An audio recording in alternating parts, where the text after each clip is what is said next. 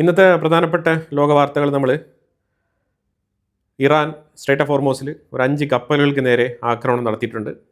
അതുപോലെ തന്നെ Emmanuel Macron സിറിയയിലേക്കൊരു സന്ദർശനം, അതുപോലെ നാറ്റോ സമ്മിറ്റ് അങ്കാറയിൽ തുർക്കിയിൽ വെച്ച് നടക്കുന്നുണ്ട്. അതുപോലെ വ്ളാഡിമിർ സെലൻസ്കി അവിടെ എത്തിയിട്ടുണ്ട്. അങ്ങനെ ഇസ്രായേലിൻ്റെ എയർപോർട്ടിൽ നിന്നും, അതായത് ബെൻഗുറിയൻ എയർപോർട്ടിൽ അമേരിക്ക ഒരു 70-ലധികം ഫൈറ്റർ ജെറ്റ് റീഫ്യൂവലിംഗ് ടാങ്കർ എയർക്രാഫ്റ്റുകൾ അവിടെ ഒരു 70 എണ്ണം അമേരിക്ക കൊണ്ട് നിർത്തി വെച്ചിട്ടുണ്ടായിരുന്നു. അതിൽ നിന്നും ഏതാണ്ട് പകുതിയോളം അവർ കൊണ്ടുപോയിട്ടുണ്ട്. ഇപ്പോൾ ഒരു 30 to 35 റീഫ്യൂവലിംഗ് ടാങ്കർ എയർക്രാഫ്റ്റുകൾ മാത്രമാണ് ബെൻഗുറിയൻ എയർപോർട്ടിൽ നിർത്തി വെച്ചിരിക്കുന്നത്. അതേസമയം ഇറാൻ്റെ ഉള്ളിൽ ആയത്തുൽ അലി ഖമനിയുടെ ഫ്യൂണറൽ സെറമണിയുമായിട്ട് ബന്ധപ്പെട്ട് ചില ഡെവലപ്മെൻറ്റുകൾ, നിർണായക ഡെവലപ്മെൻറ്റുകൾ നടക്കുന്നുണ്ട്. അതുപോലെ യമൻ്റെ ഉള്ളിൽ സൗദി ബാക്ക്ഡ് യമനി ഗ്രൂപ്പുകളും ഹൂത്തി വിമതരും തമ്മിലുള്ള തർക്കം അത് തുടരുകയാണ്. അപ്പോൾ അങ്ങനെ നിരവധിയായിട്ടുള്ള വിഷയങ്ങളുണ്ട്. എന്നാൽ നമുക്ക് നിരവധിയായിട്ടുള്ള വിഷയങ്ങളുണ്ട്, 1 by 1 ആയിട്ട് നോക്കി പോവാം. ഇപ്പോൾ ഇറാനും അമേരിക്കയും തമ്മിൽ സ്ട്രേറ്റ് ഓഫ് ഹോർമോസിൽ എന്താണ് ഇപ്പോൾ പുതുതായിട്ട് പ്രശ്നം? പുതുതായിട്ട് പ്രശ്നമൊന്നുമില്ല. ഒമാൻ ആണെന്നുണ്ടെങ്കിൽ 2 ദിവസത്തിന് മുമ്പ് പ്രസ്താവനയിലൂടെ പറഞ്ഞിരുന്നത് ഞങ്ങൾക്ക് ഒരു പക്ഷേ ഇറാനുമായിട്ട് ചേർന്ന് ടോൾ പിരിക്കേണ്ടി വരും, കാരണം അമേരിക്ക ശക്തമായ രീതിയിൽ ഇവിടെ പ്രൊട്ടക്ഷൻ ഉറപ്പുവരുത്തുന്നില്ല. അപ്പോൾ അതുകൊണ്ട് ഞങ്ങൾ തീരുമാനമെടുക്കാൻ പറ്റാത്തൊരവസ്ഥയിലാണെന്നാണ് ഒമാൻ പറഞ്ഞിരുന്നത്. അപ്പോൾ എന്തായാലും അമേരിക്ക അതിനെ തുടർന്ന് അതിലേക്ക് കടന്നു പോകുന്നത് സ്ട്രേറ്റ് ഓഫ് ഹോർമോസിൽ ഒമാൻ്റെ തീരത്തൂടെ കടന്നു പോകുന്ന കപ്പലുകൾക്ക് സുരക്ഷിതത്വം ഒരുക്കാൻ വേണ്ടിയിട്ട് അമേരിക്ക ഇറങ്ങി തിരിച്ചിട്ടുണ്ടായിരുന്നു. അപ്പോൾ അതിൻ്റെ പേരിൽ 2 കപ്പലുകളൊക്കെ അവിടെ കൊണ്ട് നിർത്തി വെച്ചിട്ടുണ്ടായിരുന്നു. അപ്പോൾ അങ്ങനെ ഇതുവഴി പോകുന്ന കപ്പലുകൾക്ക് സ്മൂത്തായിട്ടുള്ള പ്രൊട്ടക്ഷൻ കൊടുത്തുകൊണ്ടിരുന്ന സാഹചര്യത്തിലാണ് അതിനെ മറികടന്നുകൊണ്ട് ഇറാൻ അറ്റാക്ക് നടത്തിയിരിക്കുന്നത്. അതായത് അമേരിക്കയുടെ ഹെലികോപ്റ്ററുകൾ മോണിറ്റർ ചെയ്തുകൊണ്ടിരിക്കുന്ന സാഹചര്യത്തിൽ തന്നെയാണ് ഇറാൻ്റെ ഡ്രോണുകൾ വന്നിട്ട് ഈ കപ്പലുകൾക്കെതിരെ അറ്റാക്ക് നടത്തിയിരിക്കുന്നത്. അമേരിക്ക ഇതിന് റിറ്റാലിയേറ്റ് ചെയ്യുമെന്ന് ചോദിച്ചാൽ റിറ്റാലിയേറ്റ് ചെയ്തേ പറ്റൂ, ഇല്ലാന്നുണ്ടെങ്കിൽ അമേരിക്ക നാണക്കേടാണ്. അപ്പോൾ അവർ ഉടനെ മീൻസ് ഇന്നോ നാളെയോ അല്ലെങ്കിൽ ഒരു വെള്ളിയാഴ്ച ശനിയാഴ്ചയ്ക്ക് മുമ്പായിട്ട് അമേരിക്ക തീർച്ചയായിട്ടും ഇറാൻ്റെ മേളിൽ ഒരു അറ്റാക്ക് നടത്തും. അതുപോലെ വലിയ രീതിയിൽ ഒരു അറ്റാക്ക് നടത്തിയില്ല എന്നുണ്ടെങ്കിലും ആ സ്ട്രേറ്റ് ഓഫ് ഹോർമോസിൽ അവരുടെ വാച്ച് ടവറുകൾ, അതേപോലെ തന്നെ ഇറാൻ്റെ IRGCയുടെ ഈ ബോട്ട് സർവീസ്, ഡ്രോൺ വിക്ഷേപണം നടത്തുന്ന ഏരിയകൾ, ഇതെല്ലാം കണ്ടെത്തിക്കൊണ്ടുള്ള ഒരു അറ്റാക്ക് ആയിരിക്കും നടത്തുക. ഈ ഒരു സമ്മർ സീസണിൽ ആക്രമണം, ഇലക്ഷൻ കാര്യങ്ങളൊക്കെ കഴിയുന്നവരെ ഒന്ന് സ്മൂത്തായിട്ടായിരിക്കും കൊണ്ടുപോകാൻ ശ്രമിക്കുന്നത്. ഇപ്പോൾ ഇറാൻ്റെ പ്രധാനപ്പെട്ട പ്രശ്നം എന്താണെന്ന് പറഞ്ഞാൽ ഈ സ്ട്രേറ്റ് ഓഫ് ഹോർമോസിൽ ഒമാൻ വഴിയുള്ള റൂട്ട് നല്ല രീതിയിൽ പ്രൊമോട്ടായി കഴിഞ്ഞാൽ അത് ഇറാൻ ക്ഷീണം ചെയ്യും. കാരണം ഇറാൻ വഴി പിന്നെ കപ്പലുകൾ കടന്നു വരുന്നത് കുറയും.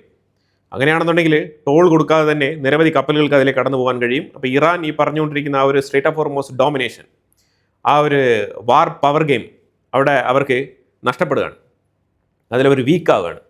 അപ്പോൾ അങ്ങനെ വീക്കാവാൻ പാടില്ല എന്നുള്ളതാണ് അവരുടെ നിലപാട്. ഇതിന് പ്രധാനപ്പെട്ട കാരണമായി തീർന്നത് ഇറാൻ്റെ ഉള്ളിൽ ആയത്തുൽ അലി ഖമനിയുടെ ഫ്യൂണറൽ സെറമണിയുമായിട്ട് ബന്ധപ്പെട്ട് അവിടെ നിരവധി ഏരിയകളിൽ തർക്കങ്ങളൊക്കെ നടക്കുന്നുണ്ട്. ഒരു 3000-ലധികം പേര് ഈ ഒത്തുചേരലിൽ ഇപ്പോൾ ഈ ആയത്തുൽ അലി ഖമനിയുടെ ഫ്യൂണറൽ സെറമണിക്ക് ഒത്തുകൂടുന്നില്ലേ ജനങ്ങൾ, ഈ ജനങ്ങളിൽ ശരിക്കും ഈ ക്രൗഡ് ക്രമാതീതമായിട്ട് വർദ്ധിച്ചിട്ടുണ്ട്. അപ്പോൾ അതിലൊരു 3000 മുതൽ ഒരു 5000 പേര് അതിനകത്ത് മരണപ്പെടാനുള്ള സാധ്യതയുണ്ടെന്നാണ് പറയുന്നത്. കാരണം അത്രമാത്രം ചൂടുണ്ട് അതിലേക്ക് ഇത്തരത്തിലുള്ളൊരു ഗ്യാതറിങ്. അപ്പോൾ ഇതിൽ പല പ്രായത്തിലുള്ളവർ അതിനകത്ത് പങ്കെടുക്കുന്നുണ്ട്. അപ്പോൾ അതിനകത്തൊരു 3000 to 5000 കാഷ്വാലിറ്റീസ് അവിടെ പ്രതീക്ഷിക്കുന്നുണ്ട്. അതിന് വേണ്ടിയിട്ടുള്ള തയ്യാറെടുപ്പോടുകൂടി തന്നെയാണ് IRGC ഈ സെറമണി നടത്തിക്കൊണ്ടിരിക്കുന്നത്. ക്വാം നഗരം വളരെയധികം സജീവമായി തന്നെ ആയത്തുൽ അലി ഖമനിയെ സ്വീകരിച്ചു. അവിടെ 24 hours അവിടുത്തെ കാര്യങ്ങളൊക്കെ കഴിഞ്ഞു. ഇനി ക്വാം നഗരത്തിൽ നിന്നും ആയത്തുൽ അലി ഖമനിയുടെ മൃതദേഹം നജാഫ് എന്ന് പറഞ്ഞ ഇറാഖിൻ്റെ സിറ്റിയിലേക്ക് മാറ്റുകയാണ്. അതായത് 8-ാം തീയതി ഇന്ന് അവിടെ ആയിരിക്കും പ്രദർശനം. അത് കഴിഞ്ഞിട്ട് അവർ റിട്ടേൺ 9-ാം തീയതി ഇറാനിലേക്ക് തന്നെ തിരികെ കൊണ്ടുവരും. അപ്പോൾ അതായത് നെക്സ്റ്റ് സ്റ്റേജിലേക്ക് പോയിരിക്കുകയാണ് കാര്യങ്ങൾ. അപ്പോൾ ഈ സാഹചര്യത്തിലാണ് ഈ ഒമാൻ വഴി പോകുന്ന ഷിപ്പുകൾക്ക് അമേരിക്ക പ്രൊട്ടക്ഷൻ കൊടുക്കുന്നത് ഇറാൻ അനുവദിക്കുന്നില്ല. അപ്പം ഇറാൻ്റെ ഉള്ളിൽ ഇറാൻ്റെ പ്രസിഡന്റ് മസൂദ് പെസസ്കിയാനെതിരെയും അതേപോലെ Abbas Araghchi, foreign minister Abbas അറക്ചിക്കെതിരെയും ശക്തമായ രീതിയിലുള്ള വിയോജിപ്പ് IRGC അനുകൂലികൾ രേഖപ്പെടുത്തുന്നുണ്ട്. അവർ പൊതുവേദിയിൽ പ്രത്യക്ഷപ്പെടുമ്പോൾ നിങ്ങൾ എന്തുകൊണ്ട് അമേരിക്കയുമായിട്ട് ഒരു നെഗോസിയേഷന് പോയി ഒപ്പിടാൻ തയ്യാറായി നിൽക്കുന്നു, നിങ്ങൾ എന്തുകൊണ്ട് പ്രാഥമികമായിട്ടുള്ള MOUയിൽ ഒപ്പുവെച്ചു എന്നതിനെ ചൊല്ലി വലിയ രീതിയിലുള്ള എതിർ സ്വരങ്ങൾ, പബ്ലിക് ഒപ്പീനിയൻ അഥവാ പബ്ലിക് കമൻസ് ഇവർക്ക് നേരിടേണ്ടി വരുന്നു പുറത്തിറങ്ങുമ്പോൾ. ഗാലിബാഫ് ഒരു 50-50 എപ്പോഴും ആടിയൊലഞ്ഞ അവസ്ഥയിലാണ് മുന്നോട്ട് പോകുന്നത്. അപ്പോൾ ഇതെല്ലാം തന്നെ വലിയ രീതിയിൽ ഇറാൻ്റെ ഉള്ളിൽ ഒരു പ്രതിഷേധത്തിന് ഇടയാക്കിയിട്ടുണ്ട്. പ്രത്യേകിച്ച് IRGC അവരുടെ നിലപാട് ശക്തമാക്കിയിട്ടുണ്ട് ഇറാൻ്റെ ഉള്ളിൽ. ലിബറൽ അഥവാ മോഡറേറ്റ്, ഈ രാജ്യത്തിൻ്റെ പുരോഗതിക്ക് വേണ്ടി എന്തെങ്കിലുമൊക്കെ ചെയ്തു കളയാമെന്ന് വിചാരിക്കുന്ന ആൾക്കാർക്ക് ഒന്നും തന്നെ ചെയ്യാൻ പറ്റാത്ത സാഹചര്യവും അതേപോലെ ഇറാൻ്റെ ഉള്ളിൽ IRGCക്ക് വലിയ രീതിയിലുള്ള സ്വാധീനം വന്നിട്ടുണ്ട്. അപ്പോൾ അതുകൊണ്ട് അവർ ആ ഇൻഫ്ലുവൻസ് അവർ നിലനിർത്തുന്നുണ്ട്. അമേരിക്കയുമായിട്ട് ഇനി ഒരു തരത്തിലുള്ള ചർച്ചകളും വേണ്ട എന്നുള്ളതാണ് അവരുടെ നിലപാട്. അപ്പോൾ ഈ സ്ട്രേറ്റ് ഓഫ് ഹോർമൂസിൽ നടത്തിയ ആക്രമണങ്ങൾ വരെ അതിൻ്റെ സൂചനയാണെന്നാണ് പറയപ്പെടുന്നത്. IRGC അവർ സ്വമേധയാ എടുത്ത തീരുമാനത്തിൻ്റെ പേരിലാണ് സ്ട്രേറ്റ് ഓഫ് ഹോർമൂസിലെ കപ്പലുകൾക്ക് നേരെ അറ്റാക്ക് നടത്തിയത്. 5 കപ്പലുകൾക്ക് നേരെയാണ് അറ്റാക്ക് നടത്തിയിരിക്കുന്നത്. ഒന്ന് ഖത്തറിൻ്റെത്, മറ്റൊന്ന് സൗദി അറേബ്യയുടേത്, മറ്റൊന്ന് യുണൈറ്റഡ് അറബ് എമിറേറ്റ്സ്. ഈ 3 രാജ്യങ്ങളുടെ ഓണർഷിപ്പിലുള്ള കപ്പലുകൾക്ക് നേരെയാണ് അറ്റാക്ക് നടത്തിയിരിക്കുന്നത്. അറ്റാക്ക് നടത്തിയ ലൊക്കേഷൻസ് സ്പോട്ട് ചെയ്തുകൊണ്ടുള്ള ആ ഒരു ഇമേജ് ഞാനവിടെ വെച്ചിട്ടുണ്ട്.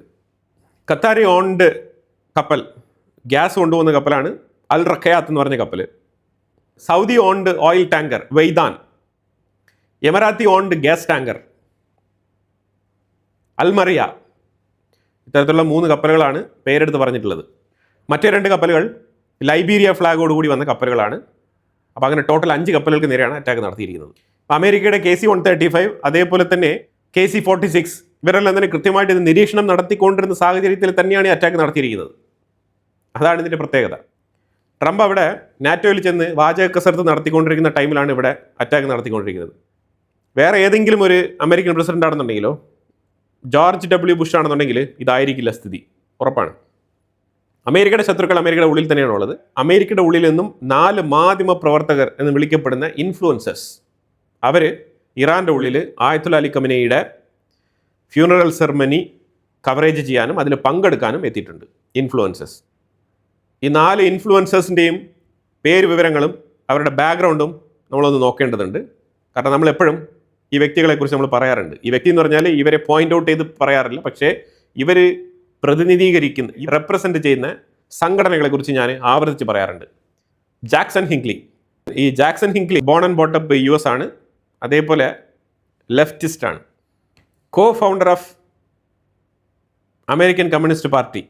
ഇവഇപ്പോൾ താമസിക്കുന്നത് റഷ്യയ്ക്കുള്ളിലാണ്, റിസൈഡിങ് ഇൻ മോസ്കോ. റഷ്യയ്ക്കും ഇറാനും തമ്മിലുള്ള ബന്ധത്തിൽ ഹൈ പ്രൊഫൈൽ ഓൺലൈൻ അഡ്വക്കേറ്റ് ആണ് ഇയാൾ. അത് പ്രത്യേകിച്ച് ഇസ്ലാമിക് റെജീമിന് വേണ്ടിയിട്ട് പ്രവർത്തിക്കുന്ന കക്ഷിയാണ്. പിന്നെ നോ ഡൗട്ട് ഇയാൾ മസ്റ്റായിട്ടും അവിടെ എത്തേണ്ടതാണ്. അടുത്ത വ്യക്തിയാണ് മാക്സ് ബ്ലൂമൻതാൽ. US ജനനം, ജേർണലിസ്റ്റാണ്, turned radical leftist, founder of the Grey Zone. Currently digital media operate ചെയ്യുന്നുണ്ട് വാഷിങ്ടൺ DC. ട്രംപിൻ്റെ തൊട്ടടുത്ത് അയൽവക്കക്കാരനാണ്. I mean to say white ഹൗസിൻ്റെ തൊട്ടടുത്ത്. പിന്നെ പെട്ടെന്ന് ആൾക്കാർ പറയും ട്രംപ് ഫ്ലോറിഡയിലാണെന്നൊക്കെ പറഞ്ഞുകൊണ്ട് വരും. അതുകൊണ്ട് ഞാൻ പറഞ്ഞാൽ ജസ്റ്റ് വൈറ്റ് ഹൗസിൻ്റെ അടുത്താണ്. ക്രിസ്റ്റഫർ ഹെലായ്, ഇയാളൊരു ഗ്രീക്ക് ഓർത്തഡോക്സ് പ്രീസ്റ്റാണ്. അപ്പോൾ അത് വിട്ട് കളഞ്ഞിട്ട് ഇപ്പം മാർക്സിസ്റ്റ് ലെനിനിസ്റ്റാണ് ഇപ്പോൾ പുള്ളിക്കാരൻ്റെ പ്രവർത്തനം. കോ founder of American communist party. ഇയാളും മോസ്കോയിലാണ് താമസം. ഇസ്ലാമിക് റെജിം പ്രൊപ്പഗണ്ട നടത്തുന്ന ആളാണ്. ഖല വാൽഷ് ലേഡിയാണ്, ജനനം അമേരിക്കയിലാണ്, ഡെമോക്രാറ്റ് ആക്ടിവിസ്റ്റാണ്, co founder of Palestinian activist US network. Currently residing in ലെബനനിലാണ് ഇവർ താമസം. ഹെസ്ബുള്ള അതന്നെ സംഗതി, വേറെ ഒന്നുമില്ല. അപ്പോൾ ഈ ലെഫ്റ്റിസ്റ്റുകൾക്കും ഇത്തരത്തിലുള്ള ഈ മാധ്യമ പ്രൊപ്പഗണ്ട നടത്തുന്ന ആൾക്കാർക്കും അതിലൂടെ ഇത്തരത്തിലുള്ള ഓൺലൈൻ മീഡിയയിലൂടെ പ്രവർത്തിക്കുന്ന ഇൻഫ്ലുവൻസേഴ്സിനും ഉള്ള ഒരു ബന്ധം അത് എത്രമാത്രം ശക്തമായിട്ടാണ് നിലനിൽക്കുന്നത്, ഇവർ ഏത് രീതിയിലാണ് പ്രവർത്തിക്കുന്നത് എന്നുള്ളതൊക്കെ കുറച്ചുകൂടി വ്യക്തമായിട്ട് മനസ്സിലാക്കി തരാൻ വേണ്ടിയിട്ടാണ് ഞാൻ ഈ 4 പേരുടെയും പേര് ഇവിടെ എടുത്ത് പറഞ്ഞത്. ഇവരുടെ പ്രൊഫൈലെല്ലാം തന്നെ പബ്ലിക് ഡൊമൈനിൽ അവൈലബിൾ ആണ്. നിങ്ങൾക്ക് ജസ്റ്റ് ഓൺലൈനിൽ ഇവരുടെ പേരുകൾ ഇട്ട് കഴിഞ്ഞാൽ നിങ്ങൾക്ക് വളരെ വ്യക്തമായിട്ട് ഇവരുടെ ബാക്ക്ഗ്രൗണ്ട് കംപ്ലീറ്റ് കാര്യങ്ങൾ മനസ്സിലാക്കാൻ പറ്റും. അതുകൊണ്ട് നമ്മളായിട്ട് ഇത് പറഞ്ഞുണ്ടാക്കുന്ന എന്നുള്ള രീതിയിൽ ചിത്രീകരിക്കേണ്ട ആവശ്യമില്ല. അപ്പോൾ സ്ട്രേറ്റ് ഓഫ് ഹോർമൂസിൽ ഇറാൻ്റെ ലക്ഷ്യം എന്താണെന്ന് വെച്ചാൽ പ്രിവെൻറ്റിങ് ഫ്യൂച്ചർ ട്രാൻസ്പോർട്ടേഷൻ. അതായത് പിന്നീട് ഇവർക്ക് ടോൾ പിരിക്കണം എന്നുണ്ടെങ്കിൽ ഒമാൻ വഴിയുള്ള ആ റൂട്ട് കട്ട് ചെയ്യണം. ഒമാൻ വഴി പോയി കഴിഞ്ഞാൽ ഇറാൻ ആക്രമണം നടത്തും. അപ്പോൾ അതുകൊണ്ട് പേടിച്ചിട്ട് നിങ്ങളെല്ലാം തന്നെ സ്ട്രേറ്റ് ഓഫ് ഹോർമൂസിൻ്റെ, അതായത് കഷം ഐലൻഡ് ത്രൂ തന്നെ പോകണം. എന്നാൽ മാത്രമേ ഇറാൻ്റെ കൺട്രോളിൽ സ്ട്രേറ്റ് ഓഫ് ഹോർമൂസ് നിൽക്കൂ എന്നുള്ളതാണ് അവരുടെ വാദം. ഇന്ത്യ ആണെന്നുണ്ടെങ്കിൽ ഇന്ത്യയുടെ കപ്പലുകൾ കൃത്യമായിട്ട് ഇറാൻ്റെ അടുത്ത് പെർമിഷൻ വാങ്ങിച്ചുകൊണ്ട് തന്നെയാണ് വന്നുകൊണ്ടിരിക്കുന്നത്. ഈവൻ ദോ UAE-യിൽ നിന്നും വരുന്ന ഷിപ്പുകളൊക്കെ ഒമാൻ ത്രൂ തന്നെയാണ് വരുന്നത്. പക്ഷേ still we are getting permission from Iran Sepah navy. നമ്മൾ അറിയിച്ചിട്ടാണ് നമ്മൾ കൊണ്ടുവന്നുകൊണ്ടിരിക്കുന്നത്. French president Emmanuel Macron Syria സന്ദർശനം നടത്തുന്ന ആ ഒരു സാഹചര്യത്തിൽ അവിടെ ഡമസ്കസിൽ ഒരു പൊട്ടിത്തെറി. മാക്രോൺ ഒന്നും സംഭവിച്ചിട്ടില്ല. ഡമസ്കസിൽ ശരിക്കും മിനിസ്ട്രി ഓഫ് ടൂറിസം ഓഫീസിൻ്റെ ഫ്രണ്ടിലാണ് ഈ പൊട്ടിത്തെറി സംഭവിച്ചത്. വലിയൊരു പൊട്ടിത്തെറി തന്നെയാണ്. മറ്റൊരു രാജ്യത്തിൻ്റെ പ്രസിഡന്റ് അങ്ങനെ ഹൈ ലെവൽ ഒഫീഷ്യൽ വിസിറ്റ് നടത്തിക്കൊണ്ടിരിക്കുന്ന സമയത്ത് സിറിയയുടെ ഉള്ളിൽ ഇങ്ങനെ ഒരു പൊട്ടിത്തെറി സംഭവിക്കുക എന്നുള്ളത് ശരിക്കും ഒരു സുരക്ഷാ വീഴ്ച തന്നെയാണ്. അതിൽ യാതൊരു മാറ്റമില്ല. പിന്നെ ആ രാജ്യം ഒരു തീവ്രവാദ രാജ്യമാണല്ലോ. അപ്പോൾ അതിനകത്ത് പിന്നെ കൂടുതൽ നമ്മൾ ഫ്രണ്ട് ആൻഡ് ബാക്ക് ചിന്തിച്ചിട്ട് കാര്യമില്ല. മാക്രോൺ അവിടെ പോയത് എന്തുകൊണ്ടാണെന്ന് പറഞ്ഞാൽ യൂറോപ്യൻ രാജ്യങ്ങൾക്ക് സിറിയയിൽ നിന്നും എണ്ണ വേണം, നമ്പർ 1, കുറഞ്ഞ വിലയ്ക്ക് വേണം. അപ്പോൾ ഏറ്റവും കുറഞ്ഞ വിലയ്ക്ക് നെഗോഷിയേറ്റ് ചെയ്യാനാണ് പോയിരിക്കുന്നത്. അതേപോലെ തന്നെ റഷ്യൻ കമ്പനികളുമായിട്ട് ബന്ധപ്പെട്ട ലൂക്കോയിൽ, റോസ്നെഫ്റ്റ് പോലത്തെ കമ്പനികളൊക്കെ തന്നെ ഇപ്പം ഷോർട്ടേജിലാണ് കാര്യങ്ങൾ മുന്നോട്ട് പോകുന്നത്. അപ്പോൾ അതുകൊണ്ട് തന്നെ മറ്റുള്ള മിഡിൽ ഈസ്റ്റ് മേഖലയിൽ നിന്ന് എടുക്കാന്ന് പറഞ്ഞാൽ മാർക്കറ്റ് പ്രൈസ്, അപ്പോൾ മാർക്കറ്റ് പ്രൈസിനേക്കാളും കുറഞ്ഞ വിലയ്ക്ക് ഓയിൽ കോൺട്രാക്ട് വേണം. അതിന് വേണ്ടിയിട്ടാണ് മാക്രോൺ അവിടെ എത്തിയത്, നമ്പർ 1 റീസൺ. രണ്ടാമത് മാക്രോൺ പറഞ്ഞു വെച്ചത് തീവ്രവാദ ആക്രമണങ്ങളും കാര്യങ്ങളൊക്കെ നടക്കുന്നതിന് മുമ്പ്, ഇറ്റ് മീൻസ് സിറിയയിലെ അറബ് വസന്തത്തിന് മുമ്പ് 2014 മുമ്പൊക്കെ ഒരുപാട് ഫ്രഞ്ച് സ്കൂളുകളുണ്ടായിരുന്നു, ഫ്രഞ്ച് ലാംഗ്വേജ് പഠിപ്പിക്കുന്ന സ്കൂളുകൾ. അപ്പോൾ ആ ഫ്രഞ്ച് ലാംഗ്വേജ് പഠിപ്പിക്കുന്ന സ്കൂളുകളൊന്ന് റീ ഓപ്പണിംഗ് ചെയ്യാൻ പറ്റുമോ എന്നുള്ള രീതിയിലുള്ള അവരുടെ സൗഹൃദ രീതിയിലുള്ളൊരു റിലേഷൻഷിപ്പ് ബിൽഡ് ചെയ്യാൻ വേണ്ടിയിട്ടാണ് അവിടെ പോയത്. ഈ 2 വിഷയങ്ങളാണ് പ്രധാനമായിട്ടും മാക്രോൺ സിറിയയുമായിട്ട് സംസാരിച്ചത്. പിന്നെ പ്രധാനപ്പെട്ട വിഷയം അവിടെ സംസാരിച്ചത് ലെബനനിലുള്ള സിറിയയുടെ ഇടപെടൽ. ട്രംപ് പല രീതിയിലുള്ള പ്രഷർ സിറിയയ്ക്ക് മേളിൽ നൽകി സിറിയ ലെബനൻ വിസിറ്റ് പൂർത്തിയാക്കിയിട്ടുണ്ടായിരുന്നു. അപ്പോൾ സിറിയ ലെബനൻ വിസിറ്റ് പൂർത്തിയാക്കിയ ആ മൊമെന്റിലാണ് മാക്രോൺ സിറിയയിലേക്ക് എത്തിയിരിക്കുന്നത്. അമേരിക്കൻ ഇൻഫ്ലുവൻസിന് ഒരു കൗണ്ടർ ഇൻഫ്ലുവൻസ്, അതാണ് മാക്രോൺ ഇവിടുന്ന് കൊടുക്കുന്ന മെസ്സേജ്. അമേരിക്ക മാത്രമല്ല, ലെബനനെ സംബന്ധിച്ചിടത്തോളം ഞാനൊരു കീ റോൾ വഹിക്കുന്ന വ്യക്തിയാണ്. സോ ലെബനനുമായിട്ട് ബന്ധപ്പെട്ട വിഷയത്തിൽ നിങ്ങൾ ഏതെങ്കിലും തീരുമാനമെടുക്കുന്നതിന് മുമ്പ് ഞാനുമായിട്ട്, മീൻസ് മാക്രോണുമായിട്ടും കൂടി ഒന്ന് കൺസൾട്ട് ചെയ്യണം. ഇതാണ് പ്രധാന വിഷയം. പക്ഷേ മാധ്യമങ്ങളൊന്നും ഈ ലെബനൻ വിഷയത്തിനെ കവർ ചെയ്തിട്ടില്ല. ഈ ലെബനൻ വിഷയമാണ് മെയിനായിട്ട് മാക്രോൺ സംസാരിക്കാൻ അവിടെ പോയത്. ഇനി നാറ്റോയുടെ വിഷയത്തിലേക്ക് വന്നു കഴിഞ്ഞാൽ, നാറ്റോ സബ്മിറ്റിലേക്ക് എത്തിയ ട്രംപിന് വൻ സ്വീകരണമാണ് തുർക്കി ഒരുക്കിയത്.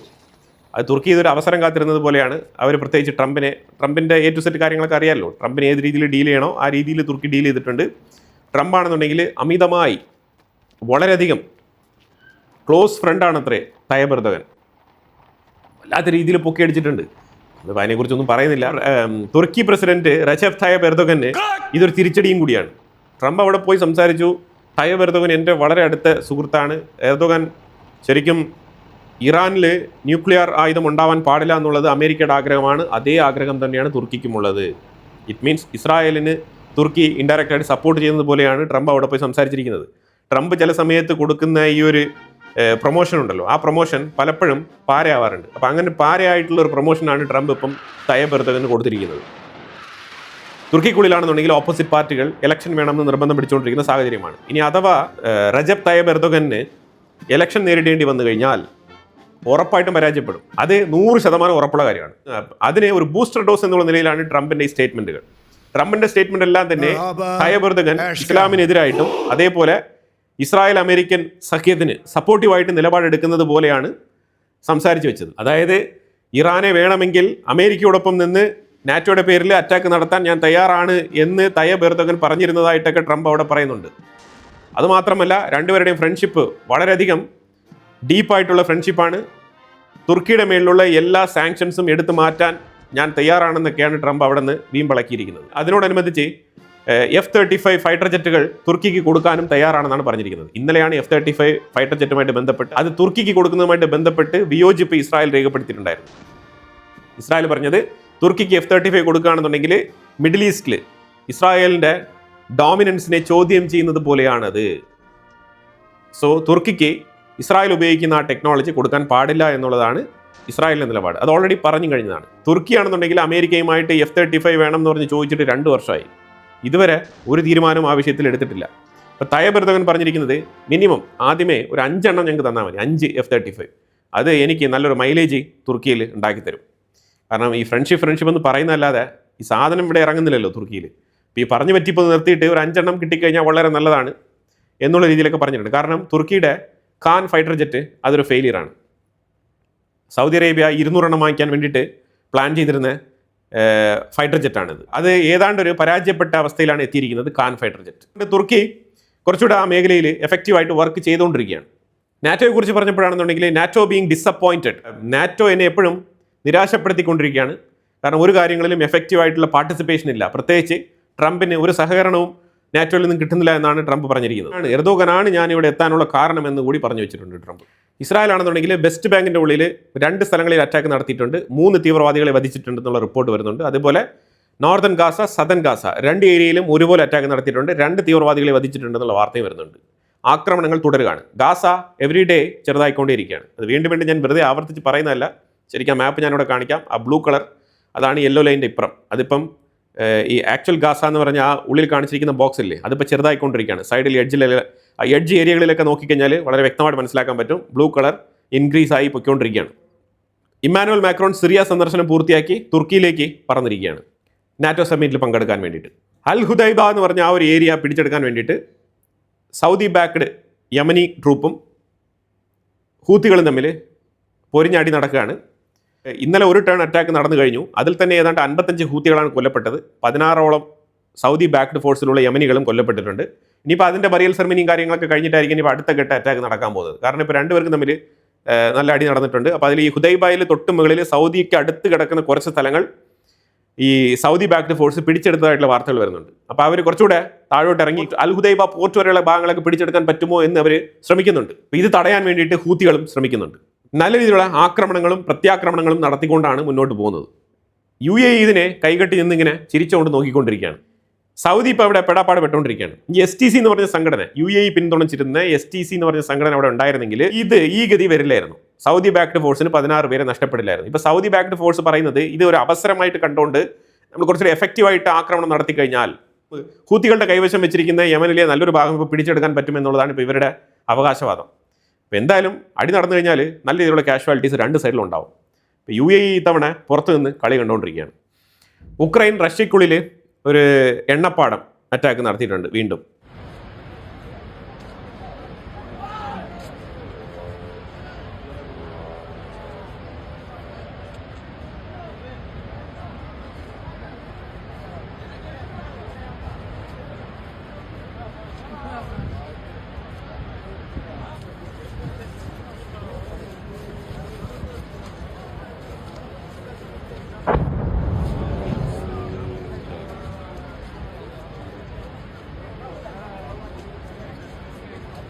അതുപോലെ തന്നെ റഷ്യ ഉക്രൈൻ്റെ ഉള്ളിലും അറ്റാക്ക് നടത്തിക്കൊണ്ടിരിക്കുകയാണ്.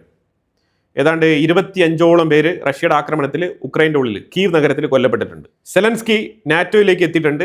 ഇപ്പോൾ സെലൻസ്കി എത്തിക്കഴിഞ്ഞാൽ പിന്നെ അറിയാമല്ലോ, ഈ റഷ്യ ഉക്രൈനുമായിട്ട് ബന്ധപ്പെട്ട ചർച്ചകൾ മാത്രമായിരിക്കും അവിടെ നടക്കുന്നത്. സെലൻസ്കിക്ക് വേണ്ട സാധനങ്ങളൊക്കെ കൊടുക്കാൻ, സെലൻസ്കിയെ പ്രോത്സാഹിപ്പിച്ച് നിലനിർത്താനും ഇങ്ങനെയുള്ള ചർച്ചകളായിരിക്കും മുന്നോട്ട് പോകുന്നത്. ഈ റഷ്യയ്ക്കും ഉക്രൈനും തമ്മിൽ അവിടെ യുദ്ധമാണെന്നുണ്ടെങ്കിൽ അവന്മാരവിടെ അടിച്ചുകൊണ്ട് നടക്കട്ടെ. മറ്റുള്ള രാജ്യങ്ങളുമായിട്ട് ബന്ധപ്പെട്ട എത്രയോ കാര്യങ്ങളുണ്ട്. അതിനെക്കുറിച്ചൊക്കെ ഡിസ്കസ് ചെയ്യാം, അതിൽ കാര്യപ്രദമായ രീതിയിലുള്ള തീരുമാനങ്ങൾ എടുക്കാം. അതിനൊന്നും ഒരു കഴിവില്ല. Only Zelensky, Russia, Ukraine. ഇത് തന്നെയാണ് എല്ലാം. G7 ആയിക്കോട്ടെ, G20 ആയിക്കോട്ടെ, അതുപോലെ ഇപ്പോൾ ഈ നാറ്റോ സമ്മിറ്റ് ആയിക്കോട്ടെ, യൂറോപ്യൻ യൂണിയൻ ആയിക്കോട്ടെ, ഇവർ കംപ്ലീറ്റ് ഇതാണ് ഇവരുടെ പ്രധാനപ്പെട്ട അജണ്ടയും. ഇതാണ് ഇപ്പോൾ ഈ ഒരു 4 വർഷം കൊണ്ട് നടന്നുകൊണ്ടിരിക്കുന്ന സമ്മിറ്റുകളിലെല്ലാം യുക്രൈനാണ് പ്രധാനപ്പെട്ട വിഷയം. എന്നാൽ ഇവരെല്ലാം കൂടി ചേർന്നിട്ട് യുദ്ധം അവസാനിപ്പിക്കുന്നുണ്ടോ? അതുമില്ല. ഇന്ത്യയുടെ പ്രധാനമന്ത്രി ഇന്തോനേഷ്യയിൽ എത്തിയിട്ടുണ്ട്. ഊഷ്മളമായ സ്വീകരണം നൽകിയിട്ടുണ്ട്. ഇന്തോനേഷ്യൻ പ്രസിഡന്റ് പ്രബുവോ സുബിയാന്തോ, പുള്ളിക്കാരൻ സാൻസ്ക്രിറ്റിൽ നിന്നാണ് ഞങ്ങളുടെ ലാംഗ്വേജ് ജനറേറ്റ് ചെയ്തത് എന്നുള്ള രീതിയിലൊക്കെ പറഞ്ഞ് ഇന്ത്യക്ക് വലിയ രീതിയിലുള്ള പ്രോത്സാഹനമൊക്കെ തന്നിട്ടുണ്ട്.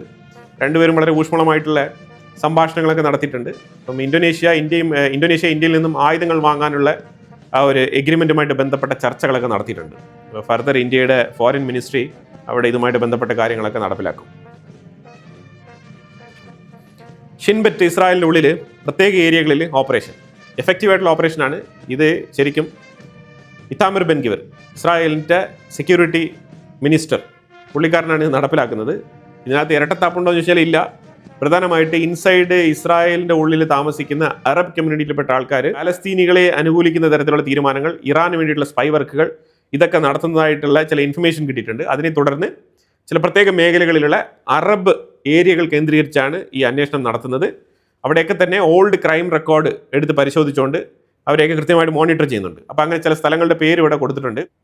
Haifa, Nazareth, Umm al Fahm, Kafr Qasim, Tira, Tayibe, Qalansawe, Ramla and Lod, Tel Aviv, Jaffa, Jerusalem, Bedouin diaspora താമസിക്കുന്ന നെഗേവ്, റാഹത്ത്, ഹുവ, ടെൽഷിവ, ഇത്തരം ഏരിയകളിൽ ഷിൻബെറ്റ് ശക്തമായ പരിശോധന നടത്തുന്നുണ്ട്. പിന്നെ ഒരു വാർത്ത എന്ന് പറഞ്ഞാൽ UK നിന്നാണ്.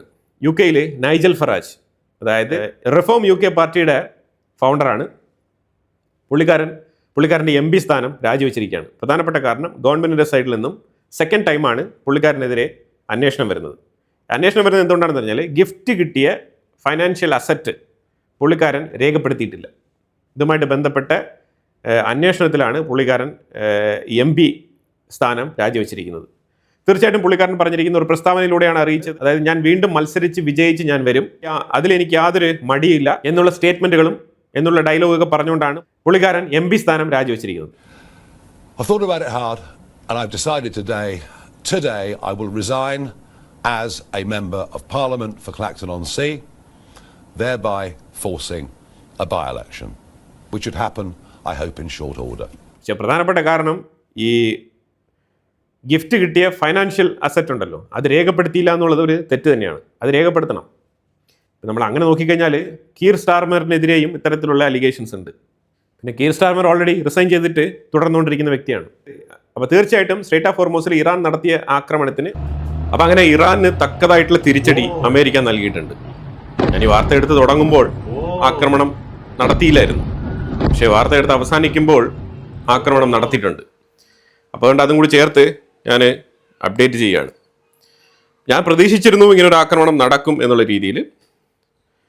അപ്പോൾ അതിലൂടെ ഇപ്പം പഴയ അമേരിക്കൻ പ്രസിഡന്റ് ജോർജ് ബുഷ് ആണെന്നുണ്ടെങ്കിൽ ശക്തമായ രീതിയിൽ തിരിച്ചടിച്ചതിനെന്നൊക്കെ നമ്മൾ പറഞ്ഞു വെച്ചിരുന്ന ഒരു സാഹചര്യത്തിലാണ് അമേരിക്ക തകർത്ത് വെച്ചിട്ടുള്ള ആക്രമണം. അതായത് ബന്ദർ അബ്ബാസ് പോർട്ടിൽ പ്രധാനപ്പെട്ട എല്ലാ കേന്ദ്രങ്ങളും അടിച്ച് തകർത്തിരിക്കുകയാണ്. അതുപോലെ തന്നെ ഇപ്പുറത്ത് സിറിക് എന്ന് പറഞ്ഞിട്ടുള്ള ആ ഒരു ഐലൻഡിലും ആക്രമണം ശക്തമായി തന്നെ നടത്തിയിട്ടുണ്ട്. അപ്പോൾ അതിൻ്റെ ഫൂട്ടേജസാണ് ഞാനിവിടെ വെച്ചിരിക്കുന്നത്.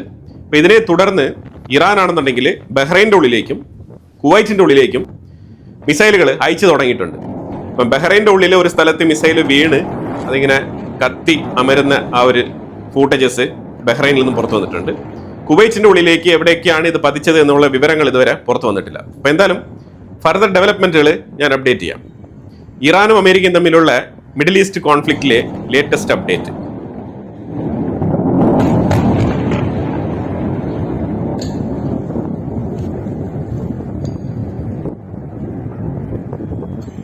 خیلی وحشتناک بود. ابوالفضل یا ابوالفضل بندر عباس یا ابوالفضل دوباره جنگ شد. ആ ഒരു ടെൻഷനിലാണ് ഇപ്പം സ്ട്രേറ്റ് ഓഫ് ഹോർമൂസ് മുന്നോട്ട് നീങ്ങുന്നത്. പല രാജ്യങ്ങളും അമേരിക്കയുടെ മേളിൽ ഒരു പ്രഷർ അഥവാ ഒരു റിക്വസ്റ്റ് വെച്ചിട്ടുണ്ട്. അതായത് ഇപ്പം നിലവിൽ സ്മൂത്തായിട്ട് ട്രാൻസ്പോർട്ടേഷൻ നടക്കുന്നുണ്ട്. അപ്പോൾ ആ സമയത്ത് ഒരു അറ്റാക്ക് വേണോ എന്നുള്ള രീതിയിൽ മിഡിൽ ഈസ്റ്റ് രാജ്യങ്ങൾ അമേരിക്ക അപ്രോച്ച് ചെയ്യുന്നുണ്ട്. പക്ഷേ അമേരിക്കയ്ക്ക് തിരിച്ചടി കൊടുക്കാതെ മുന്നോട്ട് പോകാൻ പറ്റില്ല. അതിന് പ്രധാനപ്പെട്ട കാരണം സേഫായിട്ട് ട്രാൻസ്പോർട്ടേഷൻ പോകുന്നതെന്ന് പറഞ്ഞാൽ പിന്നെ 5 കപ്പലുകൾ വിതിൻ 24 hours ആക്രമിക്കപ്പെടാൻ പാടില്ലല്ലോ. അപ്പോൾ എന്തായാലും വളരെ ഇമ്പോർട്ടൻ്റ് ആയിട്ടുള്ള വിഷയങ്ങളാണ് നമ്മൾ വീഡിയോയിൽ പങ്കുവച്ചത്. ഇതിനെക്കുറിച്ചുള്ള അഭിപ്രായങ്ങൾ കമന്റ് ബോക്സിൽ രേഖപ്പെടുത്തുക. കൂടുതൽ വാർത്തകളുമായിട്ട് അടുത്ത വീഡിയോയിൽ വരാം. Thank you so much.